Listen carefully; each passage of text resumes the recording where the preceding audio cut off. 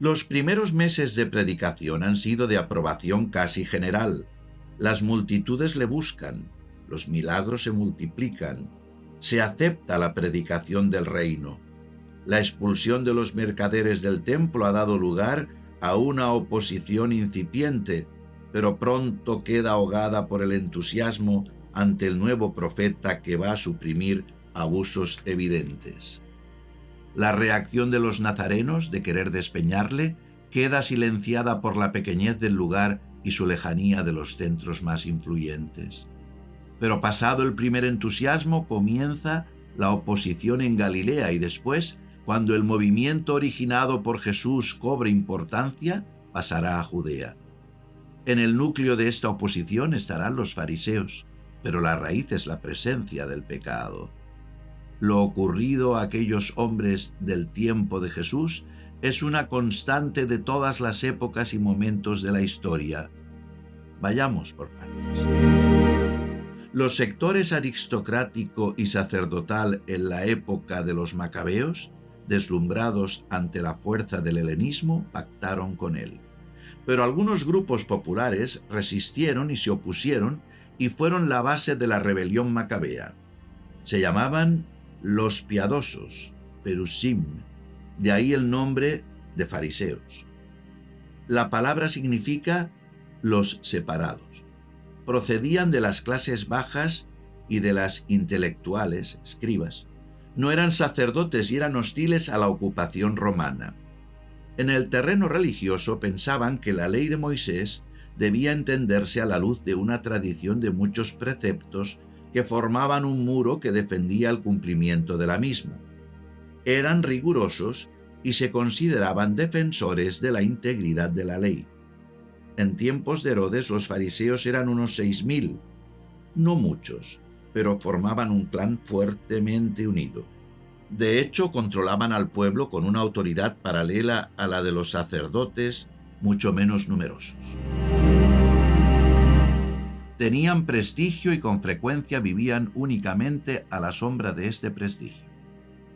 La raíz de su enfrentamiento con Cristo está en el pecado. Su actitud tiene algo de universal y va a encontrar en Jesús un rechazo mayor que otros pecados. A primera vista sorprende que constituyan la reacción más fuerte contra Jesús. La raíz de todo pecado es el orgullo, y ahí va a situarse el problema.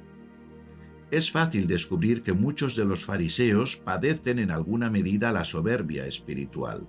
Ahí estará la razón de su endurecimiento ante Jesús y de esa mala voluntad que lleva a ver con malos ojos hasta las mejores acciones. La ley será una excusa para el enfrentamiento. No se trata de ir al fondo de la ley moral para ver quién la cumple mejor, sino de refugiarse en legalismos y en tradiciones humanas que oscurecen la verdadera voluntad de Dios, que es el amor y la salvación de los hombres a través de su Cristo. Es más fácil entender de este modo la oposición de los fariseos y de tantos que se encuentran con este problema en todos los tiempos, a veces sin detectar la enfermedad. Veamos ahora en 5 actos la oposición primera a Jesús por parte de los fariseos de Galilea. Primero en casa de Pedro, cuando critican interiormente a Jesús porque perdona los pecados a un paralítico. La crítica es silenciosa, como un susurro entre ellos mismos. No pueden aceptar que Jesús sea enviado por Dios. Su ceguera es patente ante los signos de su poder. Por eso ni siquiera un milagro les persuade de que también los pecados del paralítico han sido perdonados con el mismo poder que tiene el que obra el milagro. Son ciegos que guían a otros ciegos. Son sordos que no quieren oír.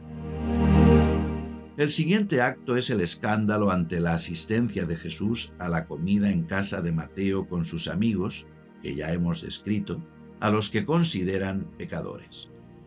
No es impensable una cierta envidia ante el éxito de Jesús. La crítica sigue en el mismo Cafarnaún poco después y se hace externa. No aprecian la conversión de un pecador y Jesús tiene que aclarar la importancia del médico para los enfermos y la conversión para los pecadores. A los fariseos les resulta difícil la lógica de la misericordia y prefieren seguir la del cumplimiento legal externo.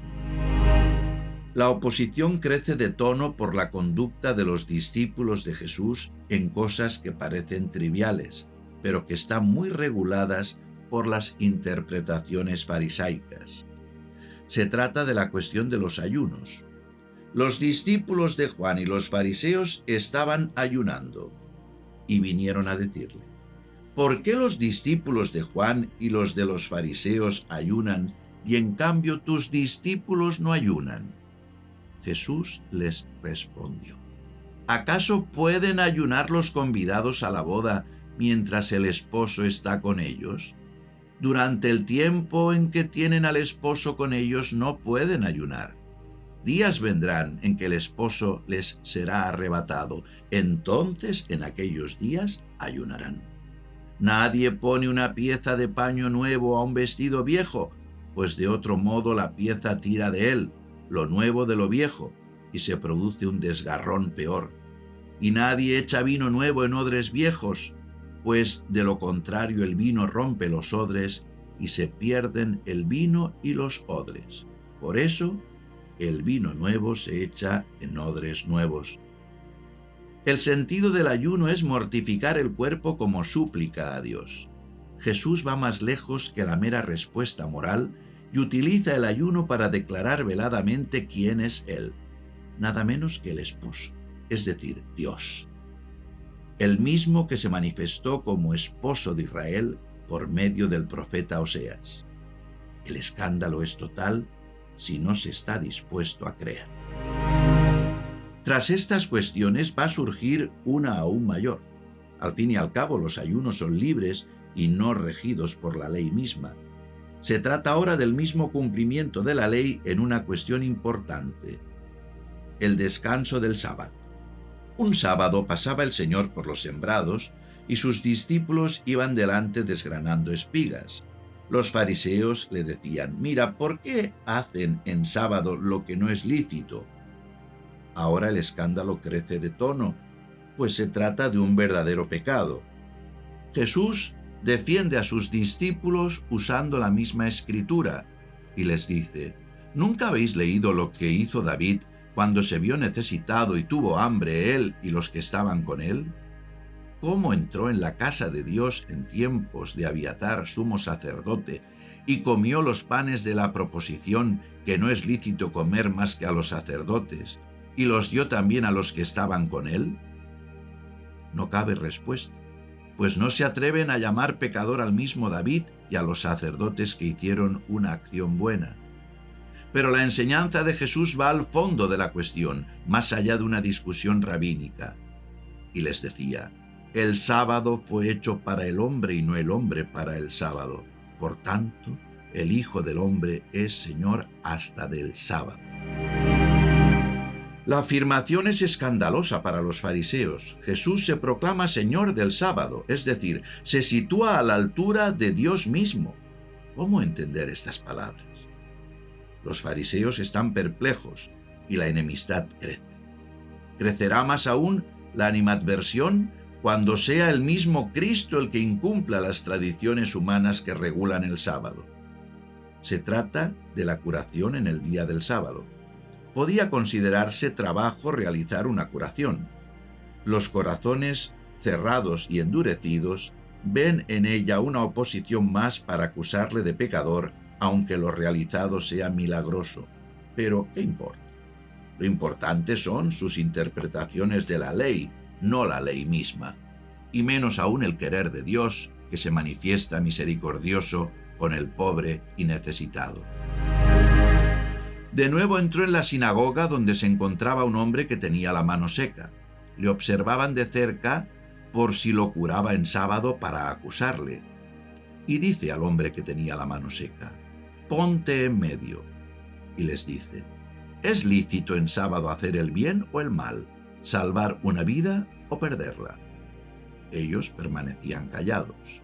Entonces, mirándolos con ira, entristecido por la ceguera de sus corazones, dice al hombre: extiende tu mano. La extendió y su mano quedó curada. Evidentemente no se trata de un despiste ni de cazar en un descuido, sino de una cuestión suscitada por el mismo Jesús. ¿Se puede hacer el bien en sábado o lo prohíben los reglamentos? ¿Es más importante la caridad o los legalismos y prescripciones humanas? Y el hombre de la mano seca extiende su mano curada a la vista de todos. Los fariseos callan, pero no ceden. Es más, conspiran contra Jesús. Al salir los fariseos junto con los herodianos, celebraron enseguida una reunión contra él para ver cómo perderle. Poco importa que los herodianos sean poco religiosos y que defiendan a Herodes, que se plegaba ante Roma para conservar una parcela de poder. Lo importante era quitar de en medio a Jesús, fuera como fuese. Poco importaba si eso iba o no contra la moral y el querer de Dios. El fondo de la cuestión se va revelando cada vez con mayor claridad. Se trata de un endurecimiento de los corazones ante el anuncio de que ha llegado el reino anunciado por los profetas, y se resisten a la conversión. Ni siquiera aceptan la realidad de los milagros que se multiplican ante sus ojos, pero resisten al anuncio y buscan todo género de excusas para no ver que tienen ante ellos al mismo enviado de Dios, al Mesías. No quieren reconocerlo. Lo veremos mejor al explicar el contenido moral y religioso que Jesús anuncia. Se trata de la resistencia a creer que Jesús perdona como Dios, se declara como esposo divino y Señor del sábado. Este es el problema.